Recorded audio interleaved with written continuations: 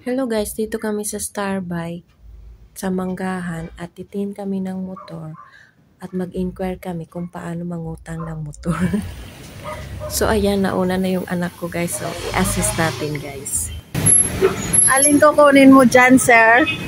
Sir, anong kukunin mo dyan motor, sir? Ito siguro nabatak to, be, oh. Kasi sira yung ano, oh. Sira yung upuan. Sira yung upuan. Mga batak siguro yan. Batak yan. Sira yung upuan. Barako.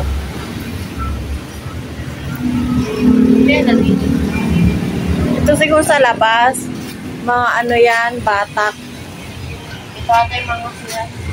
Yung ano, hindi nabayaran, tapos kinuha nila. Tapos di binenta ulit, tapos mura lang yan.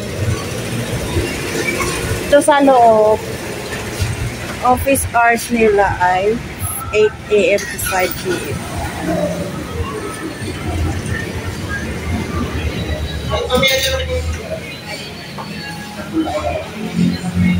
Yan na si Mado. Kuha na siya. Tingnan nyo naman guys, so ang gaganda ng motor. Yung gustong kukuha, pupunta muna kayo dito, tapos i-assist kayo. Then may mga requirements yan. Pagkatapos, tingnan mo yung anak ko guys, para siyang naiinip na siguro yan siya or ano, or hindi ko alam ano yung nasa isip niya. Dito naman guys, Barako, ang gaganda, ang titibay ng motor. Oh. Halata naman sa hitsura pa lang, sobrang tibay. Kahit mga bundok-bundok, mga bato-bato niyan guys, kayang-kaya niyan. Pwede pang makasakay ng ano niyan, mga limahan. Tapos mayroon pang harapan dyan sa driver. Dati nakasakay akong ganyan dun sa probinsya, yung hindi pa uso yung mga tricycle doon.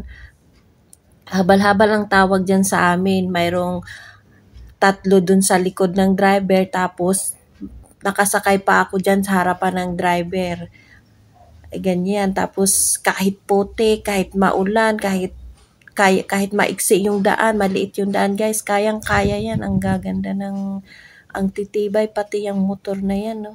Tingnan nyo naman guys, sobrang ganda.